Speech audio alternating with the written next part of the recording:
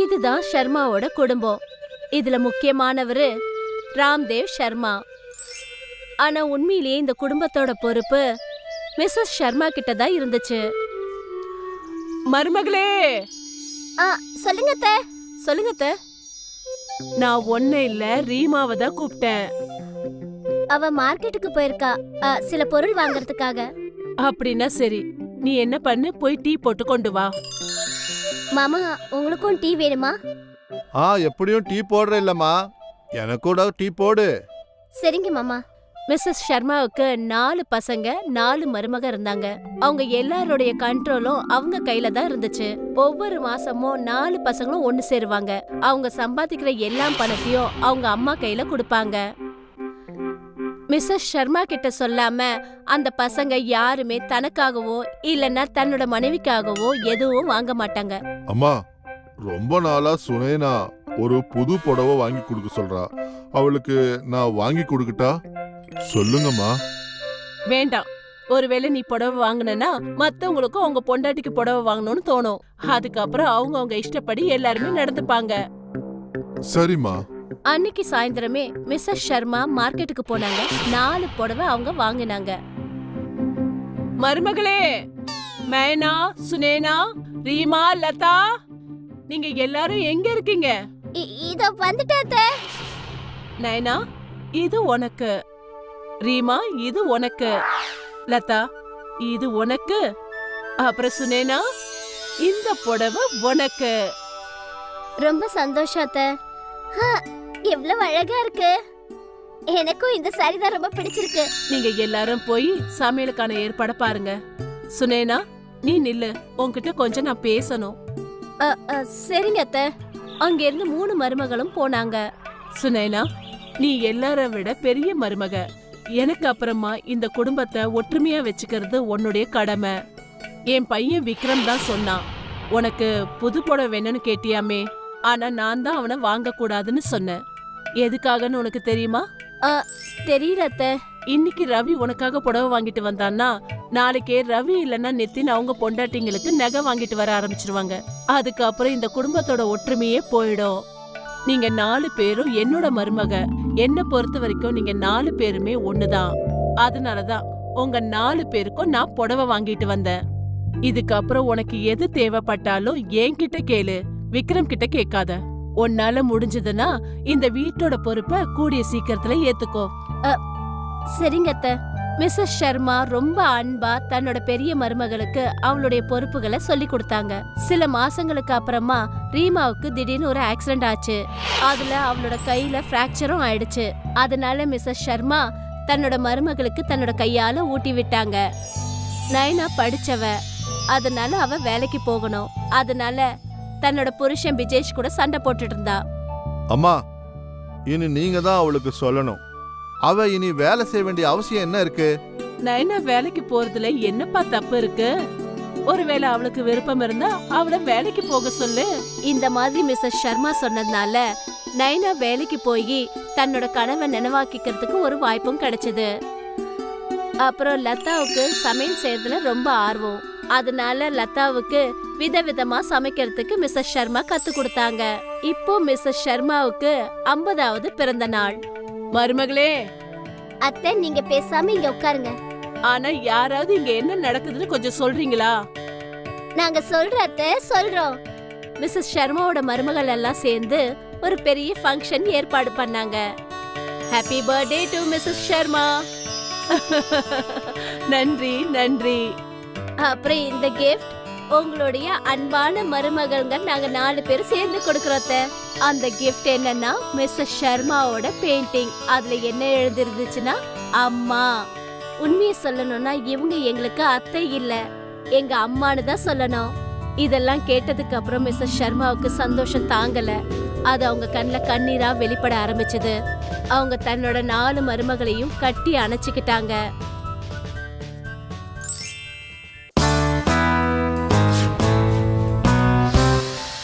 துர்காதேவிய பத்தின கதை தான் இது. அவங்களுடைய கணவர் இறந்ததுக்கு அப்புறமா துர்காதேவி தான் அவங்களுடைய குடும்பத்தை கவனிச்சுக்கிட்டாங்க. துர்காதேவிக்கு 3 மகன்கள் இருந்தாங்க. அவங்க ஓம், ஜெய், அப்புறம் ஜெகதீஷ். ஓன் ஒரு வித்வானா இருந்தாரு. வேதங்களை பத்தி அவருக்கு நல்லா தெரியும். ஜெய் ஒரு வியாபாரி, அப்புறம் ஜெகதீஷ் ஒரு விவசாயி.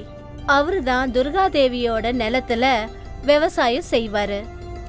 காலத்துக்கு ஏத்த மாதிரி துர்காதேவி தன்னோட 3 மகன்களுக்கும் கல்யாணத்தை பண்ணி வச்சாங்க. மருமகளுங்க வீட்டுக்கு வந்ததுக்கு அப்புறமா வீட்ல ஏதாவது ஒரு சலசலப்பு இருந்துகிட்டே இருக்கும். ஆனா துர்காதேவியோ இந்த மாதிரி விஷயங்கள் மேல கவனத்தை செலுத்தவே மாட்டாங்க. ஆனா ஒரு நாள் என்ன ஆச்சுன்னா, இவங்க 3 பேருக்குள்ள சண்டை ரொம்ப பெருசாயிடுச்சு. அப்பதான் ஜெகதீஷோட மனைவி ஜெகதீஷ் கிட்ட போனாங்க. இந்த வீட்ல எல்லாரும் சாப்பிடுறாங்களே, நீங்க விவசாயம் பண்ணது தானே? அப்படின்னா உங்க அம்மா கிட்ட உங்களோட ஷேர் கேட்க வேண்டியதானே? அவங்க வேலையை கஷ்டப்பட்டு உழைக்கட்டும். அப்பதான் அவங்க எல்லாருக்கும் உங்க அருமை தெரியும். ஜெகதீஷ் தன்னோட மனைவிக்கு புரிய வைக்கிறதுக்காக எவ்வளவோ முயற்சி பண்ணாரு. ஆனா அத அவ கேட்கவே இல்ல. கடைசியில ஜெகதீஷ் அவங்க அம்மா கிட்ட போனாரு. அம்மா, எனக்கு டெய்லி இந்த சண்டையால தலைவலியா இருக்கு. அதனால நீங்க என்ன பண்றீங்கன்னா, இந்த மொத்த சொத்தையும் பிரிச்சிருங்க. ஆமாமா, அதான் நல்லது. நான் கூட அதான் நினைக்கிறேன். துர்காதேவி அவங்க 3 பசங்களையும் பார்த்தாங்க. அதுக்கப்புறம் சொன்னாங்க, அப்ப சரி, உங்க எல்லாருடைய விருப்பமும் இதுதான்னா நான் எல்லாத்தையும் பிரிச்சு கொடுத்துறேன். ஆனா அதுக்கு முன்னாடி நம்ம குடும்பம் மொத்தமும் சேர்ந்து ஒன்னா கங்கையில தலைய முழுகிட்டு வரணும். இது செஞ்சு திரும்பி வந்ததுக்கு அப்புறமா நீங்க சொன்ன மாதிரி எல்லாத்தையுமே நான் பிரிச்சு கொடுத்துறேன். 3 சகோதரர்களும் இதுக்கு ஒத்துக்கிட்டாங்க. கொஞ்ச நாளைக்கு அப்புறமா அவங்க எல்லாரும் கங்கைக்கு போனாங்க. ஓம் தன்னோட பைசா மூட்டைய அவங்க அம்மா கையில கொடுத்தான். 2 நாள் பிரயாணத்துக்கு அப்புறமா அவங்க கோவிலுக்கு போய் சேர்ந்தாங்க. எல்லாரும் கடவுளுக்கு பிரார்த்தனை செஞ்சாங்க. அதுக்கப்புறம் எல்லாரும் சேர்ந்து கங்கையில முழுகிறதுக்காக போனாங்க. துர்காதேவி அந்த கங்கையில முழுகும் போது அவங்க கையில இருந்த அந்த பைசா மூட்டைய தண்ணியில விட்டுட்டாங்க. எல்லாரும் கங்கையில முழுகினதுக்கு அப்புறமா சோர்ந்து போய் உட்கார்ந்திருந்தாங்க. நம்மளுடைய யாத்திரை எல்லாம் முடிஞ்சு போச்சு. அப்படியே போயிட்டு கங்கையில ஒரு குளியல போட்டுட்டு வீட்டுக்கு போனா சொத்தை பிரிச்சுக்கலாம். சரி, எல்லாரும் கிளம்பலாம். ஆனா என்னாச்சுமா? ஆனா பண மூட்டை எங்க போச்சு? அது உங்ககிட்ட தானே இருக்கு. இது வரைக்கும் இருந்துச்சு. ஆனா இப்போ எங்க போச்சுன்னு தெரியலையே. ஒருவேளை கங்கா நதியில விழுந்துருச்சா? இப்ப நாம எல்லாம் என்ன பண்றது? இப்ப நம்ம கையில பணமே இல்லையே. இப்ப நாம எப்படி வீட்டுக்கு போக முடியும்? யாரும் பயப்படாதீங்க. எனக்கு மொத்தம் 3 பசங்க இருக்காங்க. இவங்க நிச்சயம் ஏதாவது பண்ணுவாங்க. ஓம், ஜெய், அப்புறம் ஜெகதீஷ், உங்களுக்காக நாங்க எல்லாரும் இங்கேயே காத்துட்டு இருப்போம். போங்க, போய் பணத்துக்கான ஏற்பாடுகளை பண்ணுங்க. சரிம்மா. 3 பசங்களும் வெவ்வேறு திசையில போனாங்க. ஓம் ஒரு கிராமத்துக்கு போனா. அங்க ஒரு ஆளு உட்கார்ந்து அழுதுட்டு இருந்தாரு. என்னாச்சுப்பா? எங்க அப்பா எங்க சொத்து எல்லாத்தையும் எங்க 4 பேருக்கும் பிரிச்சு கொடுத்துட்டாரு. ஆனா ஒரு பூனை மிச்சம் இருந்துருச்சு. அப்போ ஊர் தலைவர் என்ன சொன்னாருன்னா, அந்த பூனையுடைய கால் 4ஐயும் பிரிச்சுக்க சொன்னாரு. 2 நாள் கழிச்சு அந்த பூனையுடைய ஒரு கால் அடிபட்டுது. அதுக்கு நான் போய் துணியை கட்டினேன். அந்த துணிக்கு நெருப்பு பத்திக்கிச்சு. அந்த பூனை போயிட்டு எல்லா வீட்டையும் கொளுத்திட்டு வந்துடுச்சு. எல்லாரும் வந்து நஷ்டபரிகாரத்தை என்ன கேக்குறாங்க. இப்போ நான் என்ன செய்யணும் நீ சொல்லு. உன்னுடைய ப்ராப்ளத்தை நான் சால்வ் பண்ணிட்டேன்னா நீ எனக்கு என்ன கொடுப்ப? என்கிட்ட 4 மாட்டு வண்டி இருக்கு. அதுல 2 மாட்டு வண்டி உனக்கு தரேன். அப்ப சரி, நீ என்ன பண்றீன்னா உன் அண்ணன் தம்பிங்களையும் ஊர்ல இருக்கிறவங்களையும் இங்க கூப்பிடு. அந்த கிராமத்தை சேர்ந்தவங்க எல்லாரும் ஒரு மரத்துக்கு கீழே வந்தாங்க. உண்மையிலேயே மதனுக்கு கொடுத்த அந்த பூனை காலுக்கு தான் துணி கட்டினானா? ஆமா. அவன் ஏன் துணியை கட்டினான்? ஏன்னா அந்த பூனை காலுக்கு அடிபட்டது. அப்போ பூனைக்கு அடிபட்ட காலோட அது நடக்க முடியாது இல்ல. ஆனா மிச்சம் இருக்கிற 3 காலு நல்லா இருக்குது இல்ல, அந்த காலோட தான் நடந்திருக்கும். அப்போ மிச்சம் 3 காலும் நல்லா இருக்குல்ல, அதனாலதான் அந்த பூனை ஊரெல்லாம் ஒழிச்சிருச்சு. அதனால அந்த மிச்சம் இருக்கிற 3 காலுடைய எஜமானுங்க தான் நஷ்டபரிகாரம் கொடுக்கணும். ஆமா, நீ சொல்றதும் உண்மைதான். ஓம் மதனோட பிரச்சனைய தீர்த்து வச்சான். அதனால அவனுக்கு 2 மாட்டு வண்டி கிடைச்சது. நதிக்கரையோரமா ஜெய் போய் சேர்ந்தான். அந்த இடத்துல ராஜா ஒரு அறிவிப்பை தெரிவிச்சாரு.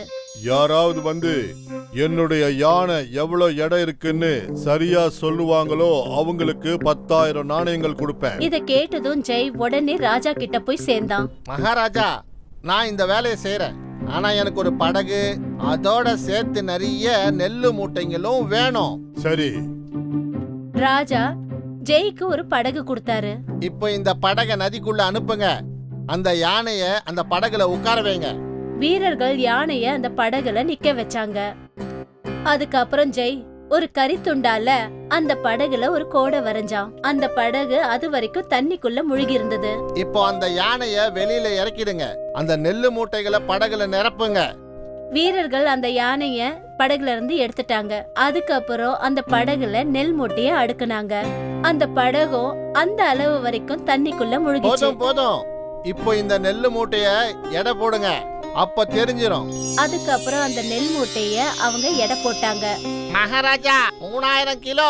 மகாராஜா, அப்போ இந்த யானையோட எடை 3000 கிலோ. ரொம்ப நல்லா இருக்கு ஜெய். நீ சரியா சொன்னதுக்கு பரிசு. இப்போ ஜெய்க்கு 10,000 தங்க நாணயங்கள் பரிசா கிடைச்சது. ஜெகதீஷ் விவசாயம் நடக்கிற இடத்துக்கு போனான். அந்த இடத்துல சில பேர் பேசிக்கிட்டு இருந்தாங்க. உன் பிரச்சனை என்ன? இந்த நிலத்துல வேகமா தண்ணி போய்கிட்டே இருக்கு. எந்த விளைச்சலும் நிலைக்க மாட்டேங்குது. நான் என்ன பண்ணணும்னு புரியல. இந்த பிரச்சனைய நான் தீர்த்து வைப்பேன். ஆனா எனக்கு என்ன கொடுப்ப? நான் உனக்கு 2 மூட்டை நெல்லு, அதோட சேர்த்து பருப்பும் தரேன். அப்போ சரி, எனக்கு நிறைய தேங்காய் மட்டைங்க வேணும். சரி. ஜெகதீஷ் தேங்காவோட சரட்டையில பயிரை விதைச்சான். அப்புறம் அத மண்ணுக்குள்ள புதைச்சு வச்சான். இந்த முறையில சின்ன சின்ன தேங்காய் சரட்டையில பயிரை விதைச்சான். இத கொண்டு போய் நீங்க நிலத்துல நடுங்க. ஜெகதீஷ்க்கு 2 மூட்டை அரிசி கிடைச்சது.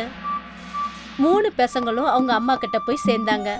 இந்தாம்மா 2 மாட்டு வண்டிங்க. அம்மா, இந்தா தங்க நாணயங்கள். அம்மா 2 நெல்லு மூட்டைங்க. நீங்க 3 பேரும் தனித்தனியா சேகரிச்சுக்கிட்டு வந்தீங்க. ஜெகதீஷ், நீ என்ன நினைச்சிட்டு இருக்கற? நீ தனி மனிதனா உழைச்சி வீட்டை நடத்திட்டு இருக்கறன்னு நினைச்சியா? பாத்தியா, ஓம் மாட்டு வண்டி 2 கொண்டு வந்திருக்கான். அப்புறம் ஜெய் தங்க நாணயங்கள் கொண்டு வந்திருக்கான். அப்புறம் நீ அரிசி கொண்டு வந்திருக்க. எனக்கு புரிஞ்சு போச்சுமா. இப்ப சொல்லுங்க, நீங்க 3 பேரும் தனியா போக விரும்புறீங்களா? இல்லம்மா, எனக்கு புரிஞ்சு போச்சு. நாங்கெல்லாம் சேர்ந்திருந்தாதான் நல்லா இருப்போம். ரொம்ப நல்லது. இந்த மாதிரிதான் துர்காதேவி அவங்க 3 பேரும் தனியா போகணும்னு நினைச்சதை நிறுத்தினாங்க. அவங்க 3 பேரும் ஒருத்தருக்கு ஒருத்தர் எவ்வளவு முக்கியமானவங்கன்னு புரிய வச்சாங்க. இந்த கதையில இருந்து நாம என்ன தெரிஞ்சுக்கிட்டோம்னா, நாம எல்லாரும் ஒருத்தருக்கு ஒருத்தர் அன்பா எப்பவும் ஒன்னா இருக்கணும். பத்தேகஞ்சுங்கிற ஒரு அழகான கிராமம் இருந்தது. ஷாம், ராஜுங்கிற 2 அண்ணன் தம்பி அவங்க அப்பா கூட இருந்தாங்க. ஷாம் படிப்புல ரொம்ப ஆர்வம் கொண்டவன். அதனால அவனோட அப்பா அவனுக்கு ஒரு பெரிய காலேஜ்ல அட்மிஷன் வாங்கினாரு. ராஜுவுக்கு படிப்பு அவ்வளவு வராது. அதனால அவனுக்கு அட்மிஷன் சாதாரண காலேஜ்ல தான் கிடைச்சது. டேய் ராஜு, நீ படிக்காமலே இருக்க போற. நான் கூடிய சீக்கிரத்திலேயே இங்கிலீஷ்ல பேச போறேன். அப்பா எனக்கு நல்ல நல்ல துணி வாங்கி கொடுப்பாரு. காலேஜில இருந்து வெளியே வந்ததுக்கு அப்புறம் எனக்கு ஒரு பொண்ணை கல்யாணம் பண்ணி தருவாரு. சொல்ல போனா இந்த காலத்துல பொண்ணுங்களுக்கு என்ன மாதிரி மாடர்ன் பசங்க தான் பிடிக்கிறாங்க. உன் மனைவி கூட உன்ன மாதிரியே படிப்பு இல்லாமலே இருக்க போறா. ஷாம் சொன்னதை கேட்டு ராஜுவுக்கு ரொம்ப கவலையா இருந்தது. ராஜு அத போய் நடந்த விஷயத்தை எல்லாத்தையுமே அவங்க அப்பா கிட்ட சொன்னான். அவரும் அவனை கேலி பண்ணாரு. ஒருவேளை நீ சரியா படிக்கலனா அதுதான் நடக்கும். ஷாம் மாடர்னா மாறிடுவான். நீ படிப்பு இல்லாம இப்படியே இருக்க போற. ராஜு வீட்ல இருந்தா அவனுக்கு ரொம்ப கஷ்டமா இருக்கும். அதனால அவன் காட்டுக்கு போய் மணிக்கணக்குல தன்னந்தனியா அமைதியா உட்கார்ந்திருப்பான். ஒரு நாள் ஒரு விறகு வெட்டிக்கிட்டு இருந்தாரு. கோடாலி தவறி அவர் கால்ல விழுந்து வெட்டிடுச்சு. அவருக்கு வலி தாங்க முடியாம அங்கேயே உட்கார்ந்திருந்தாரு. அப்ப ராஜுவோட பார்வை அவர் மேல பட்டுச்சு. ஐயோ அங்கிள், உங்களுக்கு என்னாச்சு? தம்பி, என் கால் மேல கோடாலி விழுந்துச்சு. நீ என்ன என் வீட்டுக்கு கூட்டிட்டு போய் விடுறியா? ராஜு உடனே தன்னோட சட்டைய கழட்டி அவரு கால்ல கட்டி விட்டான். அவரை அவருடைய வீட்டுல விடுறதுக்காக ராஜுவும் அவர் கூட போனான். அவருக்கு ஒரு அழகான பொண்ணு இருந்தா. தம்பி, எனக்கு ஒரே ஒரு பொண்ணு தான். எனக்கு எப்பவும் அவளை பத்தி தான் கவலை. நான் எப்போ செத்துடுவனோ எனக்கே தெரியாது. நீ என் பொண்ணை கல்யாணம் பண்ணிக்கிறியா? ராஜு விறகு வெட்டியோட பொண்ணை கல்யாணம் பண்ணிக்கிட்டு வீட்டுக்கு கூட்டிட்டு வந்தான். ராஜுவோட அப்பா ராஜு மேல ரொம்ப கோவப்பட்டாரு. எனக்கு முன்னாடியே தெரியும் நீ இந்த மாதிரி வேலை தான் செய்வேன்னு. அப்பா, அவனுக்கு பிடிச்ச பொண்ணை அவன் கல்யாணம் பண்ணிக்கிட்டு வந்துட்டான். நானும் எனக்கு பிடிச்ச மாதிரி கல்யாணம் பண்ணிக்க போறேன். ஷாமும் கல்யாணம் பண்ணி தன்னோட மனைவிய வீட்டுக்கு கூட்டிட்டு வந்தான். இங்க கிராமத்துல ஒரு பெரிய ரிஷி வந்தாரு. ஷாம் மற்றும் ராஜுவோட அப்பா அந்த ரிஷிய தன்னோட குருவா நினைச்சாரு. ஐயா, நீங்க எங்க ஊருக்கு வந்திருக்கீங்க. எங்க வீட்லயே இருந்தா எங்களுக்கும் சந்தோஷமா இருக்கும். அந்த ரிஷி கொஞ்ச நாள் ஷாம் மற்றும் ராஜுவோட வீட்ல தங்கினாரு. ஒரு நாள் ஷாமோட மனைவி ராஜுவோட மனைவி கிட்ட வந்து என்ன சொன்னான்னா, இங்க பாரு, நான் இந்த வீட்டோட ஒரு மாடர்ன் மருமக. நீ ஒரு சாதாரண நாட்டுப்புறம். சமையல் செய்யறது, துணி துவைக்கிறது, பாத்திரம் துடைக்கிறது, இந்த வேலை எல்லாத்தையும் நீ பாத்துக்கோ. நான் ஷாமோட சேர்ந்து பிசினஸ் பண்ண போறேன். To you understand? ஓ, நான் மறந்தே போயிட்டேன். உனக்கு இங்கிலீஷ் புரியாதுல்ல? ராஜுவோட மனைவிக்கு இதெல்லாம் கேட்க ரொம்ப கஷ்டமா இருந்தது. ஆனா பாவம், அவளால எதுவும் எதிர்த்து பேச முடியல. ஒரு நாள் ஷாமோட மனைவி விலை உயர்ந்த கார்ல வந்து இறங்கினான். என்னம்மா இது? இவ்வளவு விலை உயர்ந்த காரை கொண்டு வந்திருக்க? பெட்ரோல் விலை ஆகாயத்தை தொட்டு இருக்கு. அதுவும் இல்லாம நமக்கு கார் எதுக்கு? அப்பா, நீங்க ஏன் இப்படி எல்லாம் பேசுறீங்க? என் ஃப்ரெண்ட்ஸ் எல்லாரும் கார் வச்சிருக்காங்க. என்கிட்ட கார் இருந்தா தானே நல்லா இருக்கும்.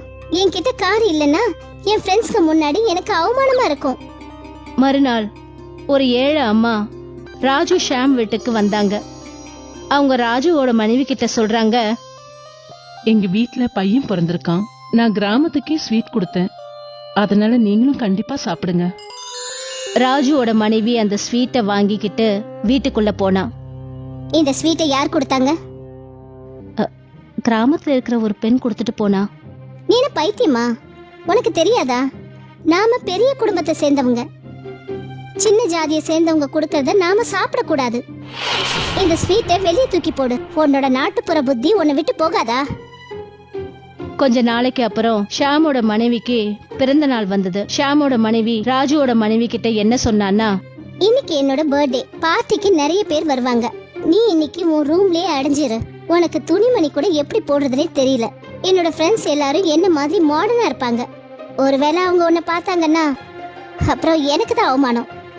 ராஜுவோட மனைவி பாவம் அழ ஆரம்பிச்சிட்டா. அப்போ ரிஷி அவரோட அறையை விட்டு வெளியே வந்து ஷாமோட மனைவி கிட்ட சொல்றாரு, நானும் ரொம்ப நாளா பாக்கறேன். நீ இந்த பொண்ணை ஏதாவது சொல்லிக்கிட்டே இருக்க. ஷாம், ராஜு அவங்களோட அப்பாவும் அங்க வந்தாரு. உங்க எல்லாருக்கும் மாடர்ன்னா அர்த்தம் தெரியுமா? இங்கிலீஷ் பேசுறது, ஃபேஷன் துணி போடுறது, கார் வாங்கறது, இல்லைன்னா பணக்காரங்க மாதிரி பெருமையா பேசுறது இல்ல. எல்லாரும் மாடர்ன் ஆக மாட்டாங்க. எல்லாரும் புத்தியால தான் மாடர்ன் ஆவாங்க. யாராவது மாடர்னா எப்ப மாறுவாங்கன்னா, அவங்க வெளியே இருக்க பழைய பஞ்சாங்கத்தையும் ஆச்சாரத்தையும் மாத்தனப்போ. அன்னைக்கு ராஜு மனைவி பண்ணினதை பாருங்க. அந்த ஏழை அம்மா மிட்டாய் கொண்டு வந்தா சந்தோஷமா வாங்கிக்கிட்டா. காட்டிலிருந்து வந்தா கூட ராஜு மனைவி அப்பவே மாடர்ன் ஆயிட்டா. ஆனா நீங்க நல்லா படிச்சு கூட மூர்க்கமாவே செய்யறீங்க. நீங்க எல்லாம் படிச்சா கூட முட்டாளுங்க மாதிரி இருக்கீங்க. அப்போ ஷாமோட மனைவி தன்னோட தவற புரிஞ்சுக்கிறா. என்ன மன்னிச்சிடுங்க முனிவரே. ஒருவேளை நீங்க இங்க வரலன்னா மாடனுக்கு உண்மையான அர்த்தம் என்னன்னு எனக்கு தெரியாம போயிருக்கும். நீங்க என்னோட கண்ணை திறந்துட்டீங்க.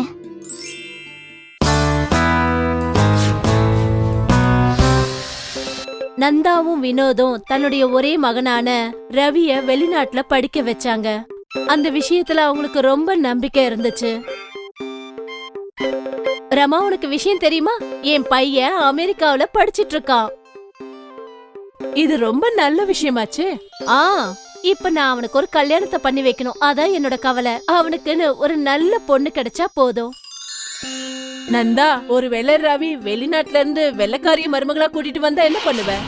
இல்ல இல்ல, என் பையன் ரவி அப்படியெல்லாம் பண்ண மாட்டான். எனக்கு அவனை பத்தி நல்லா தெரியும். என் சொல்ல அவன் தட்டவே மாட்டான். என் விருப்பப்படிதான் அவனும் கல்யாணம் பண்ணிப்பான். ஆ, ஏன் இருக்காது? உன்னோட பையன் ரவி ராமர் மாதிரி அவதாரம் எடுத்தவனாச்சே. நீ என் பையனை பார்த்து ரொம்ப பொறாமப்படுற. அது சரி, நீ எனக்கு பன்னீர் கோஃப்தா எப்படி செய்யறதுன்னு ரெசிபி சொல்றேன்னு சொன்னல. நந்தா எப்ப பார்த்தாலும் தன்னோட பையன் ரவிய பத்தி தான் பேசிட்டு இருப்பா. ஆனா ரமா அவளை கிண்டல் பண்ணுவா. ஆனா யாருக்கு தெரியும், ரமா சொன்னது உண்மையாவும் இருக்கலாம் இல்லையா? 6 மாசத்துக்கு அப்புறம் ரவி வீட்டுக்கு திரும்பி வந்த போது அவன் கூட ஒரு வெள்ளைக்காரி இருந்தா. ஆ, இது யாரு? அம்மா, இவ என்னுடைய கேர்ள் ஃப்ரெண்ட். என் கூடவே படிச்சா. நாங்க 2 பேரும் லவ் பண்றோம், கல்யாணம் பண்ணிக்கலாம்னு நினைக்கிறோம். அதுக்காக தான் அவளை இங்க கொண்டு வந்தேன். சுஜி, அம்மா அப்பா கிட்ட ஆசீர்வாதம் வாங்கிக்கோ. சூசி அவங்க 2 பேர் கால்ல விழுந்து ஆசீர்வாதம் வாங்கினா. நீ கல்யாணம் பண்ணிக்கணும்னு எப்படி முடிவெடுத்த? நீ என்கிட்ட ஒரு வார்த்தையாவது சொல்லிருக்கலாமே. நான் உனக்காக இங்க பொண்ணு பாத்துட்டு இருக்கேன் தெரியுமா? 3-4 பொண்ணுங்களை செலக்ட் பண்ணி கூட வச்சிருக்கேன். அம்மா, நீங்க என் கல்யாணத்தை பத்தி நினைக்கிறீங்க, ஆனா நான் இவளை காதலிக்கிறேனே. காதல் எல்லாம் சரி, ஆனா ஒரு வெள்ளைக்காரி எனக்கு மருமகளா எப்படி வர முடியும்? ஏன் இருக்காது? நான் இப்படியும் அமெரிக்காவுக்கு போய் தான் செட்டில் ஆக போறேன். ஆனா அதுக்கு இன்னும் 6 மாசம் ஆகும். அதுக்குள்ள நீங்க அவளுக்கு நம்மளுடைய கலாச்சாரத்தை கத்து கொடுங்க. அவன் சொன்னதை கேட்டதும் நந்தா தன்னோட தலையில கைய வச்சா. அவங்க வீட்டுக்கு வந்ததும், Why does we touch the feet of elders, Ravi? Because it's way of showing respect. Oh, பெரியவங்களுக்கு எப்படி மரியாதை கொடுக்கணும்னு கூட இவளுக்கு தெரிய மாட்டேங்குது. இவள போய் நான் மருமகளை ஏத்துக்கணும்னு நீ நினைக்கிறல்ல, இவள மாத்த முடியுமா? அம்மா, நீங்க என்னுடைய அம்மா. எனக்கு உங்களை பத்தி நல்லாவே தெரியும். நீங்க எது வேணாலும் செய்வீங்க. இவளை நீங்க கண்டிப்பா மாத்திருவீங்க. ஆ. நந்தா தன்னோட அமெரிக்கன் மருமகளுக்கு எல்லா விஷயத்தையும் சொல்லி கொடுக்க ஆரம்பிச்சா. எல்டர்ஸ்னா பெரியவங்க கால்ல விழுந்து நாம வணங்கணும், அதுதான் மரியாதை. அதாவது இப்படி.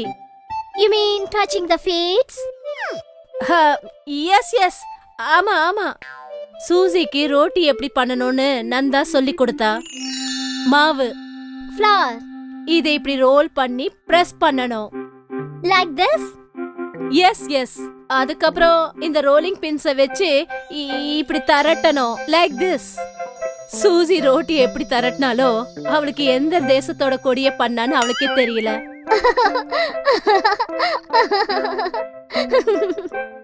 பரவாயில்ல, இருக்கட்டும், நீ முயற்சி பண்ணிட்டு. மறுநாள் பருப்பு எப்படி கடையறதுன்னு சூசிக்கு நந்தா சொல்லி கொடுத்தா.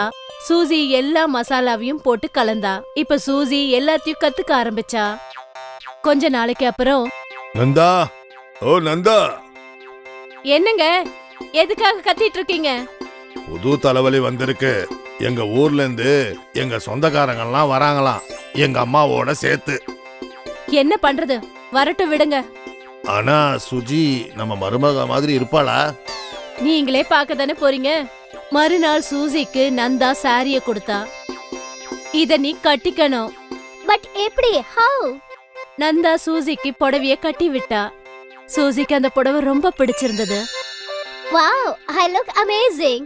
ரொம்ப நல்லா இருக்கு. சாரி. நந்தா தன்னோட வெள்ளைக்காரி மருமகளுக்கு திருஷ்டி எடுத்தா. ஃபங்க்ஷனுக்கு வந்தவங்கல்ல வினோதோட அம்மாவும் இருந்தாங்க. சூசி புடவை கட்டிக்கிட்டு அந்த இடத்துக்கு வந்தா. குடும்பத்துல சேர்ந்தவங்க எல்லாரும் அவளை பார்த்து கை தட்டுனாங்க. சூசி நேரா போய் ரவியோட பாட்டியம்மா கால்ல விழுந்து ஆசீர்வாதம் வாங்கினா. என்ன ஆசீர்வாதம் பண்ணுங்க. எப்பவும் சந்தோஷமா இருக்கணும். பாட்டிமாவும் அவளுக்கு திருஷ்டி எடுத்தாங்க. சூசி ஒவ்வொருத்தரா எல்லார் கால்லயும் விழுந்து ஆசீர்வாதம் வாங்கினா. அத பார்த்து எல்லாருமே ரொம்ப சந்தோஷப்பட்டாங்க. ஓ, மருமக ரொம்ப நல்லவளா இருக்காளே. ஆனா நீ சொன்னது உண்மையாயிடுச்சு. என்னோட மருமக ஒரு வெள்ளைக்காரி. வெள்ளைக்காரி இல்ல, வெளிநாட்டு வெள்ளைக்காரி.